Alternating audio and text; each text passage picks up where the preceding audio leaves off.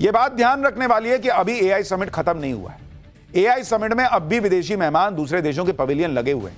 आज भी पीएम मोदी ने एआई की बड़ी बड़ी कंपनियों के सीईओ से मुलाकात की है। आज ही पीएम मोदी ओपन एआई के सीईओ सैम ऑल्टमैन से भी मिले। कांग्रेस यह माहौल बना रही है कि PM is compromise. PM Modi ने तो ट्रंप के सामने सरेंडर कर दिया। सरेंडर करना किसे कहते हैं, दबाव में झुक जाना किसे कहते हैं, वो आपको पाकिस्तान के पीएम शहबाज शरीफ को देखकर समझ में आएगा। वॉशिंगटन में कल जब गाजा पीस बोर्ड की बैठक हुई तो उस बैठक में डोनाल्ड ट्रंप ने पाकिस्तान के पीएम शहबाज शरीफ को खड़े होने के लिए कह दिया। वो भाई खड़ा भी हो गया। शहबाज शरीफ की बॉडी लैंग्वेज ऐसी थी, जी बॉस, आपने खड़े होने के लिए कहा, मैं अभी खड़ा हो जाता हूं सर। बैठ जाने को कहा, मैं बैठ जाता हूं सर। डोनाल्ड ट्रंप ने शहबाज शरीफ को खड़ा किया और पीएम मोदी की बात करने लगे। सुनिए कैसे ये आदमी ये सारी बेइज्जती सहता है। इसको कहते हैं कॉम्प्रोमाइज्ड होना। I think you should actually stand. Come, please, stand just for a second. Pakistan and India, thank you very much. And I spoke to Prime Minister Modi. He's excited. He's watching us right now. आप देखिए Gaza piece board में शहबाज शरीफ का क्या हाल था। वहां शहबाज शरीफ को कोई पूछने वाला नहीं था। शहबाज शरीफ अलग थलग नजर आ रहे थे। इसके बावजूद शहबाज शरीफ ने डोनाल्ड ट्रंप की चापलूसी में कोई कमी नहीं रखी। सुनिए शहबाज शरीफ डोनाल्ड ट्रंप के लिए क्या क्या कह रहा था। भाई इसको कहते हैं कॉम्प्रोमाइज्ड होना। ट्रंप ने कहा उठो तो उठो, बैठो तो बैठो। कोने में खड़ा कर दिया फोटो के समय। कह रहा आप ही तो दुनिया के साउथ एशिया के रक्षक हैं। और नरेंद्र मोदी ने क्या किया, अमेरिका से डील अपनी शर्तों पे की। जब सही शर्तें तय हो गई तब जाकर डील की। टैरिफ का लोड नहीं लिया, दुनिया भर में डील पे डील की। अमेरिका को बता दिया वर्ल्ड ऑर्डर चेंज हो रहा है। और अमेरिका का दबाव होता तो 144 रफेल न खरीदे जा रहे होते। ये एक बेसिक सा उदाहरण दे रहा हूं। अब एआई समिट में जाकर कपड़े उतार के प्रदर्शन करना है, चांद पे जाके करना, करते रहो। यही सब करोगे तो सीटें बढ़ने की जगह घट जाएंगी। भलाई में बता रहा हूं कि थोड़ा तो इतनी पॉलिटिकल सेंस तो लगानी चाहिए कि ये सब जो है ना नुकसान करेगा। बाकी राहुल गांधी देख लें, उनके आसपास जो घूम रहे हैं ना लोग, उनका बेड़ा गर्क ही करा रहे हैं। पाठशाला में अब अगला चैप्टर। रमजान का पहला जुमा यूपी, एमपी, कर्नाटक से लेकर हैदराबाद तक क्यों मचा बवाल, क्यों चले पत्थर। कहीं मंदिर की आरती तो कहीं छत्रपति शिवाजी महाराज की जयंती का जुलूस। मस्जिद से चले पत्थरों का सच क्या है। यूपी में मस्जिद के लाउडस्पीकर को लेकर ऐसा क्या हुआ कि योगी वर्सेस अखिलेश का नया चैप्टर खुल गया। अब इसके बारे में आपको बताता हूं। आजकल रमजान का पाक महीना चल रहा है और कई बार लोग ये सवाल करते हैं कि जब इस तरह का कोई पाक महीना या पर्व आता है तभी ऐसे बवाल क्यों होने लगते हैं, जैसे बवाल देश के कई राज्यों में हो गए। आज रमजान का पहला जुमा है और इससे पहले ही यूपी से लेकर एमपी और कर्नाटक तक गजब बवाल मच गया। कहीं लाठी डंडे चल गए, कहीं पर भयंकर पथराव हो गया, कहीं आगजनी हो गई। आप देखिए कि क्या ही चल रहा है। मध्य प्रदेश के जबलपुर में एक मंदिर में आरती के दौरान एक मस्जिद की छत से पत्थर चलने के पथराव के आरोप लगे। वहीं हैदराबाद में मस्जिद के पास से गुजर रही शिवाजी जयंती के जुलूस के दौरान तेज आवाज में म्यूजिक बजने पर बवाल होने का आरोप है। कर्नाटक के बागलकोट में भी शिवाजी जयंती के जुलूस पर मस्जिद की छत से पथराव का आरोप लगा है। इधर यूपी में लाउडस्पीकर को लेकर अलग नया हंगामा हो गया। यूपी में अब लाउडस्पीकर को लेकर योगी वर्सेस अखिलेश की लड़ाई का नया चैप्टर खुल गया है। इस सब के बारे में आपको बताऊंगा, लेकिन पहले जो बवाल हुआ है उसकी एक झलक देखिए।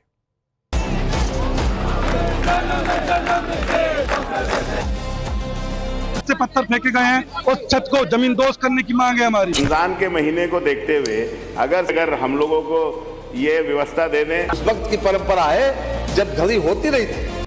जैसे ही पर्व त्योहारों का समय आता है वैसे ही इस तरह के बवाल शुरू हो जाते हैं। कहीं पत्थर, कहीं कुछ और हंगामा। एमपी के जबलपुर में इसी तरह का कांड हुआ। आरोप है कि मंदिर में आरती के दौरान पास में मौजूद मस्जिद से आई भीड़ ने अंदर घुसकर तोड़फोड़ की कोशिश की। मंदिर में आरती कर रहे लोगों को घसीटकर बाहर निकाला गया और उनके साथ मारपीट। इतना ही नहीं, आरोप यह भी है कि मस्जिद की छत पर चढ़े लोगों ने मंदिर पर करीब आधे घंटे तक पथराव किया, जिसमें मंदिर के कांच टूट गए और कई लोगों को चोट आई। जिस वक्त पथराव हुआ उस वक्त का ये वीडियो आपको दिखा रहा हूं। लोग बकायदा वीडियो बना के दिखा रहे हैं कि देखो मस्जिद के ऊपर कोई चढ़ा हुआ और पत्थर चला रहा है। जबलपुर में मचा बवाल इतना भयंकर था कि पुलिस को भी इसे काबू करने में पसीने छूट गए। समझाने के बाद भी जब बवाल कर रहे लोग नहीं माने तो पुलिस को उन्हें खदेड़ने के लिए आंसू गैस के गोले दागने पड़े। तनाव को देखते हुए आसपास के 10 से अधिक थानों से पुलिस फोर्स बुलानी पड़ी। इसके बाद लोगों को कंट्रोल करने के लिए पुलिस ने इलाके में फ्लैग मार्च भी निकाला। अब एक और तस्वीर देखिए। मंदिर के बाहर बिखरे हुए पत्थर इस बात की गवाही दे रहे हैं कि किस तरह वहां पर पथराव। देख रहे हैं, पत्थर ही पत्थर दिख रहा है। पुलिस ने बवाल में शामिल करीब 50 लोगों को हिरासत में लिया है। दावा किया गया कि सीसीटीवी फुटेज की मदद से बाकी उपद्रवियों की पहचान की जा रही है। जबलपुर में जिस जगह पर यह बवाल हुआ वहां दुर्गा मंदिर और मदीना मस्जिद बिल्कुल आमने सामने बने हुए हैं। बताया जा रहा है कि दुर्गा मंदिर और उसके पास बनी मस्जिद में आरती और अजान एक ही समय पर हो रहे थे।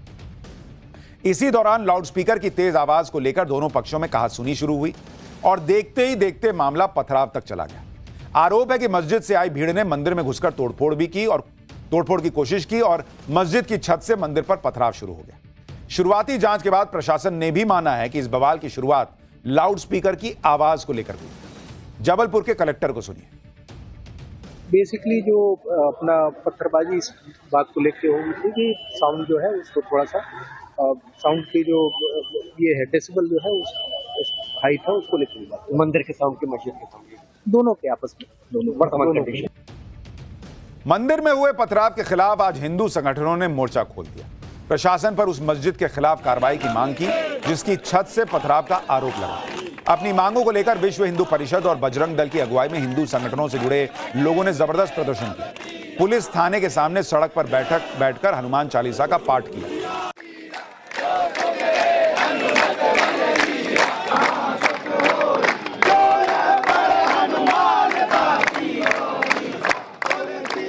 सुनिए पूरे बवाल पर पुलिस ने क्या कहा है। प्रोसेशन मस्जिद के पास आते हुए थोड़ा सा दूर था मस्जिद से, मस्जिद की तरफ से 2 पत्थर आए।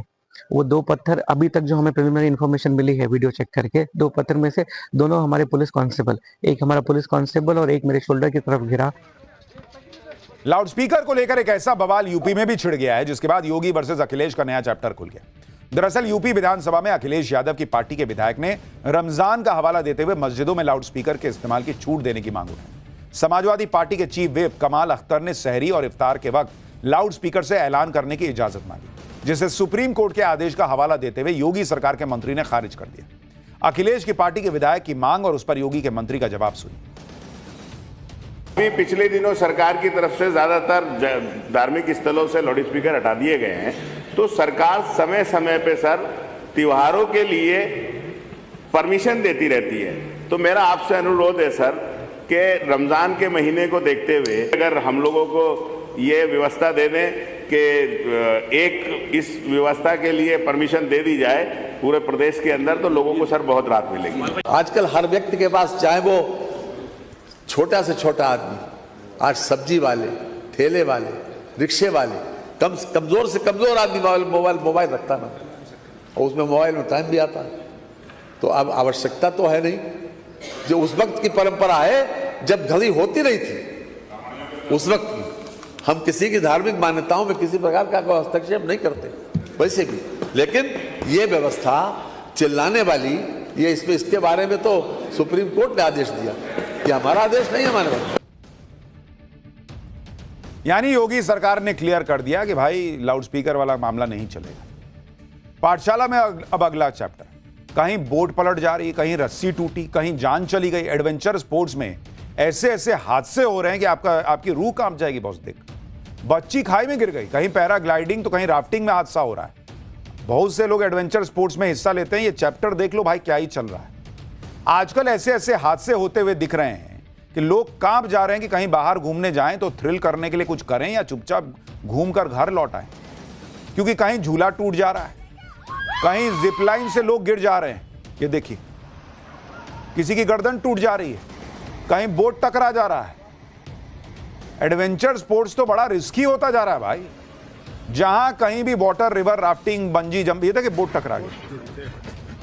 बंजी जंपिंग, जिप लाइनिंग, ऐसी एक्टिविटीज होती हैं, वहां से ऐसे ऐसे वीडियो आ रहे हैं कि सबको डर लग जा रहा है कि भाई ये करना कि नहीं करना है, क्योंकि एडवेंचर के नाम पर ये सब स्पोर्ट्स तो हो रहे हैं, लेकिन क्या पूरे सेफ्टी नॉर्म्स हैं, इसे कोई देख ही नहीं रहा। और इसी लापरवाही का नतीजा वो लोग भुगत रहे हैं जो एडवेंचर के लिए बाहर निकलते हैं, लेकिन यही उनके लिए आफत बन जा रही। कई बार तो लोगों की जान चली जा रही। जैसे आप देखिए कि उत्तराखंड के पौड़ी गढ़वाल में आज 2 नावों की टक्कर की दिल दहला देने वाली तस्वीर आई।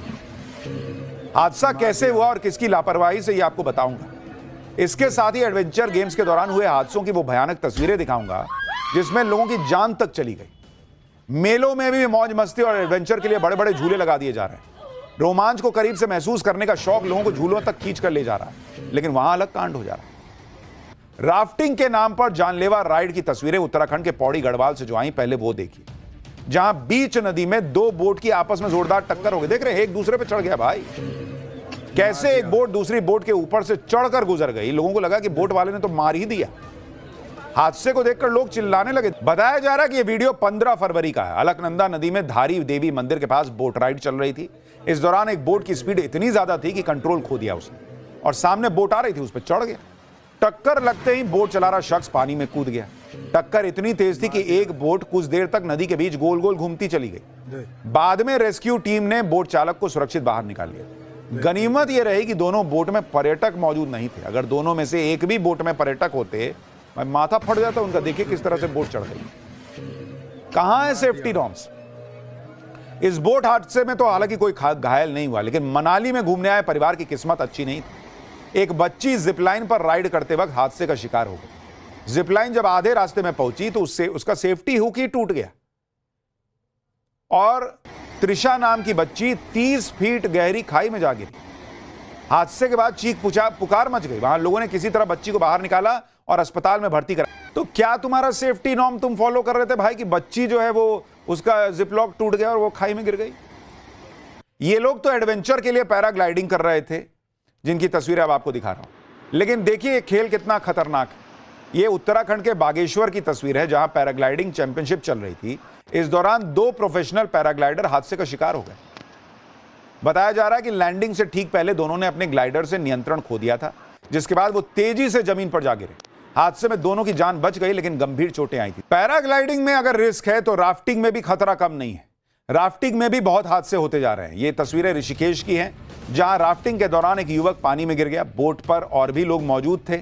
लोगों को लगा कि युवक को बचा लिया जाएगा, लेकिन लहरों के आगे किसी की नहीं चली और युवक की मौत हो गई।